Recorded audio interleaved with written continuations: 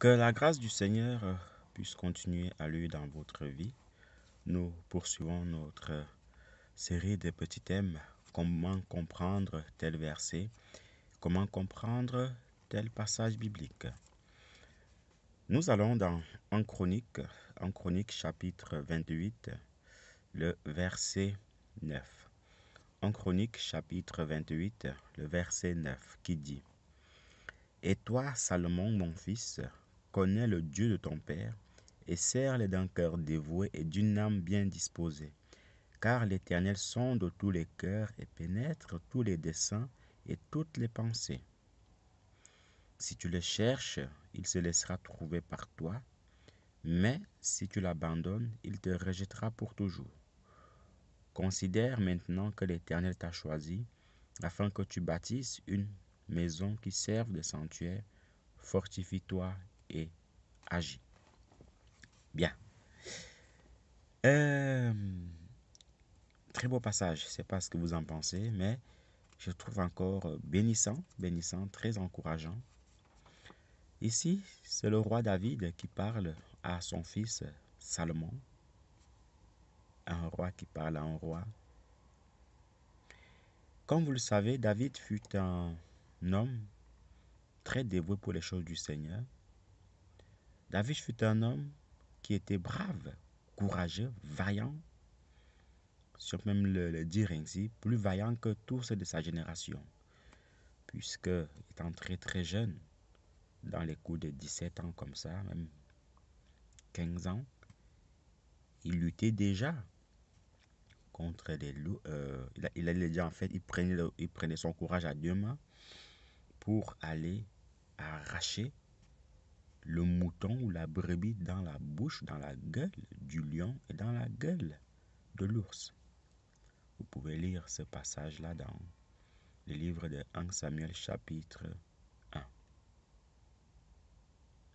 voyez, dans 1 Samuel chapitre 18, pardon.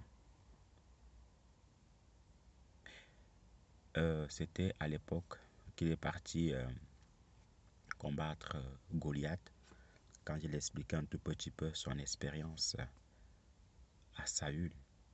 Mon frère, ma soeur, c'est très important, très, comment dirais-je, très important et primordial en fait d'expérimenter des choses avec le Seigneur. Parce que quand on expérimente des choses avec le Seigneur et que ça se réalise, nous avons encore beaucoup plus de foi, beaucoup plus de courage pour continuer avec le Seigneur, pour continuer à expérimenter des choses avec lui. Donc, voici le roi David qui va donner des instructions à Salomon avant sa mort, puisque à cette époque-là, je veux dire que David était déjà couché, fatigué, et tout ça.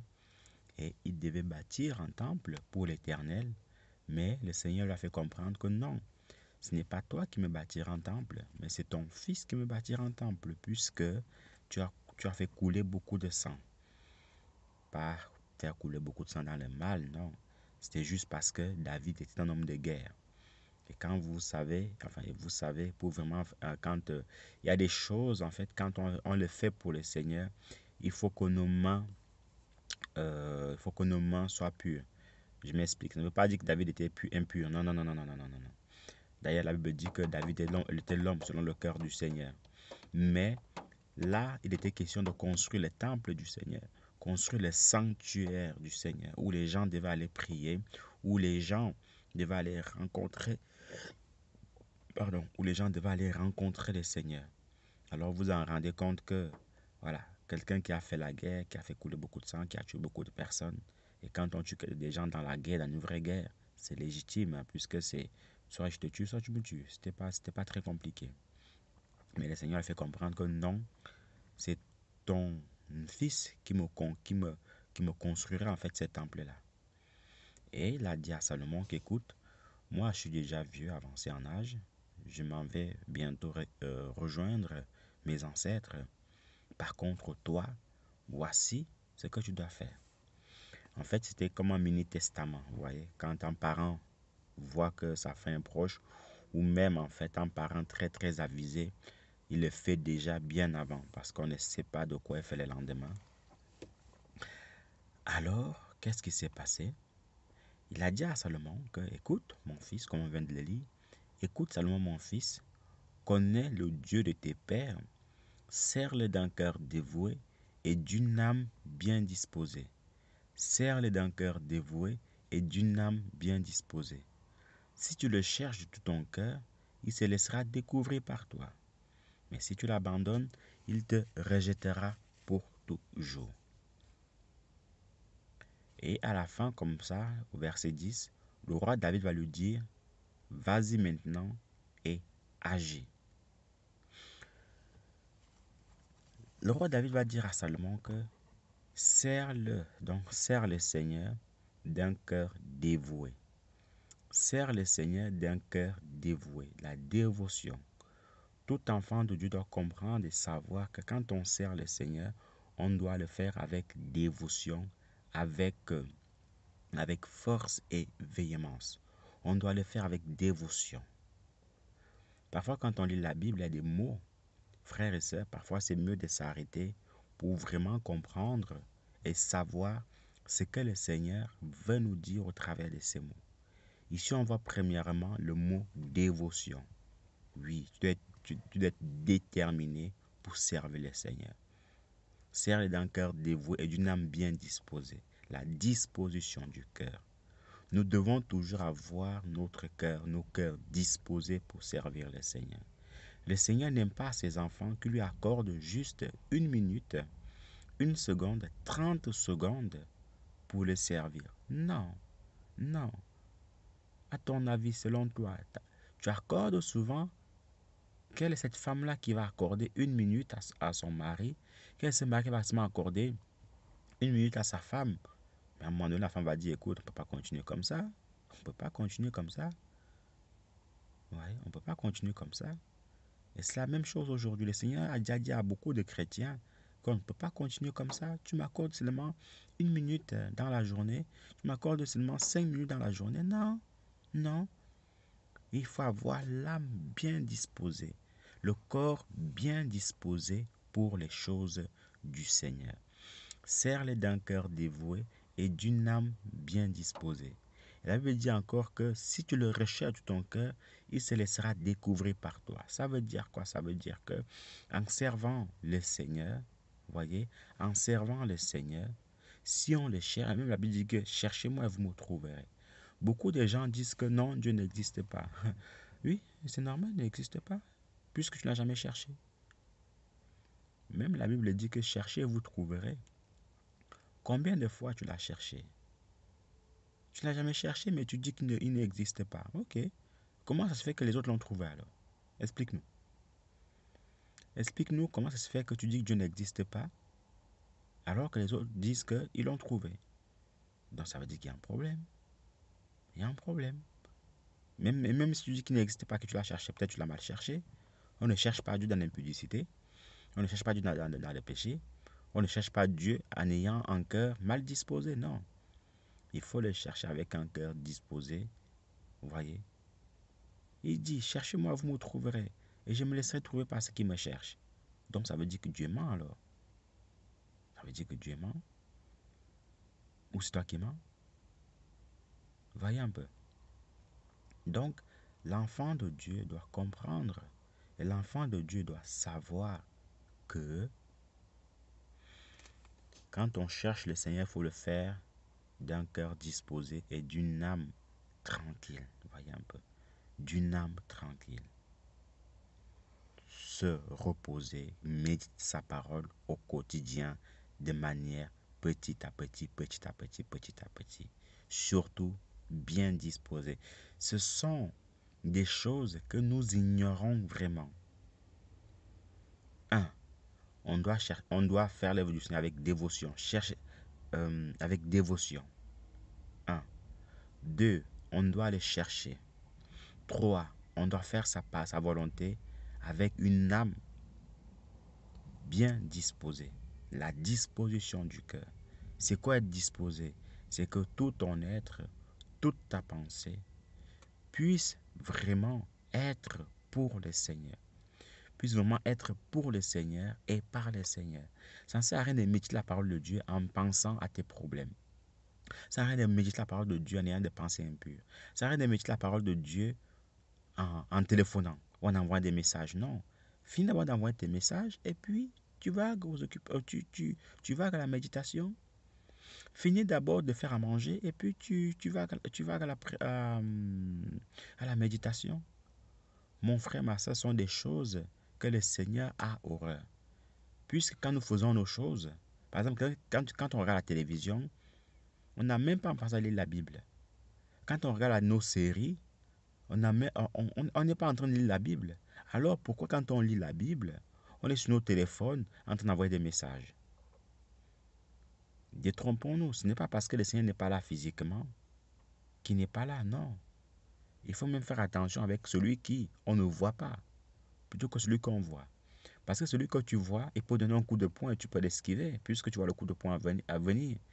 Mais par contre, celui que tu ne vois pas, il donne un coup de poing, tu vas voir ça comment? Tu vas le voir où? Vous voyez? Tu vas le voir où? Donc c'est ça le gros problème. Donc ici en continuant, le roi le roi David va vraiment instruire son fils, lui donner en fait les recommandations. David ici avait raison, puisqu'il sait comment servir Saint, il sait comment toucher le cœur de Dieu. Et ce sont ces instructions-là en fait qu'il était en train de communiquer à son fils Salomon. Et n'oublions pas, comme on l'a dit tout à l'heure, David était l'homme selon le cœur de Dieu. Et ce n'est pas tout le monde qui avait le cœur de Dieu, qui a le cœur de Dieu. Non, ce sont des exceptions. C'est comme vous avez des amis, mais vous avez des meilleurs amis, vous avez un meilleur ami. Donc l'ami n'est pas le meilleur ami. Et le meilleur ami n'est pas l'ami, non. Le meilleur ami, c'est cette personne-là en fait à qui vous dites tout, qui est une exception pour vous. Et avoir le cœur de Dieu, bah c'est quoi? Bah c'est euh, être le meilleur ami de Dieu. Donc David connaissait les secrets. D'ailleurs, ce n'est pas étonnant puisque quand on lit le livre des Psaumes, il nous raconte beaucoup de choses. Il nous raconte beaucoup de choses. Comment servir le Seigneur, comment le Seigneur l'a délivré, comment il aimerait dans la présence du Seigneur. Et ce qu'il est en train de dire à Salomon. Mais Salomon, quand on voit sa vie, il a très bien commencé. Et d'ailleurs, le Seigneur l'a exaucé d'une manière puissante et d'une manière phénoménale. Quand on voit, quand on voit comment, quand on voit vraiment comment le Seigneur est apparu à Salomon et lui a dit, demande-moi ce que tu veux et je te donnerai. Demande-moi ce que tu veux et je te le donnerai, tout simplement. On n'a jamais vu, quasiment jamais vu un homme à qui Dieu demande ces choses-là. Et comme ça ne suffisait pas, il lui a donné en fait un bonus.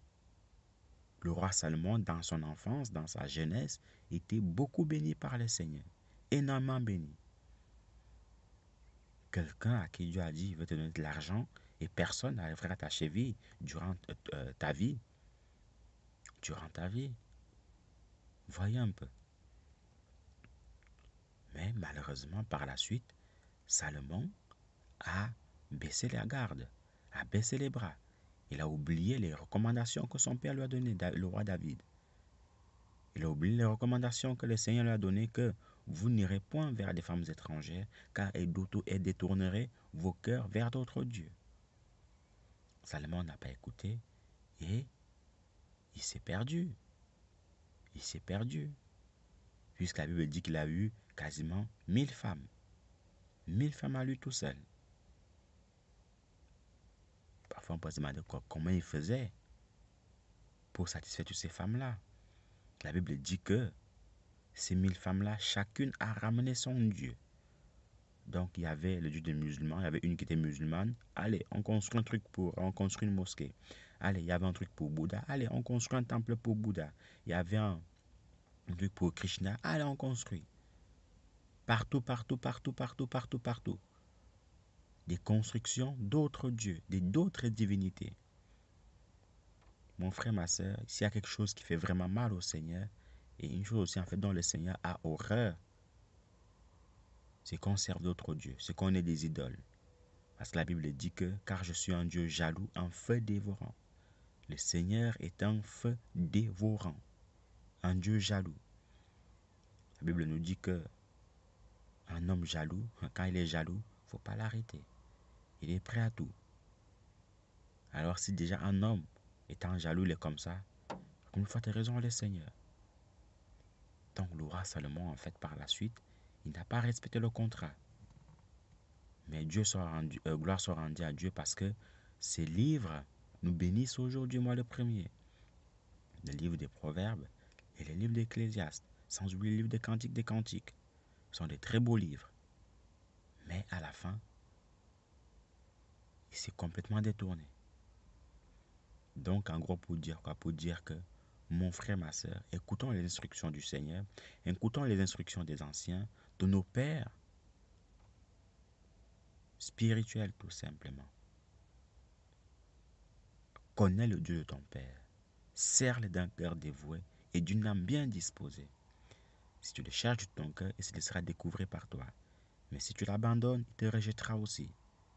Voilà, avec le Seigneur. Les deux vont ensemble. Tu le cherches, tu le trouveras. Tu l'abandonnes, il t'abandonnera aussi. C'est pas très compliqué. Ça n'a rien à voir avec la vengeance. Ça n'a rien à voir avec la loi du talion, œil pour œil, dent pour dent. Non. Mais ça fait partie de la façon de marcher avec le Seigneur. Vous voyez? Le Seigneur a beaucoup aimé Salomon. Donc, mon frère, ma soeur, sois béni et forçons-nous vraiment en fait à marcher dans les commandements du Seigneur. Écoutons les avis des uns des autres pour mieux nous faire avancer. Que son nom soit béni et puis bonne journée à vous. Bye bye.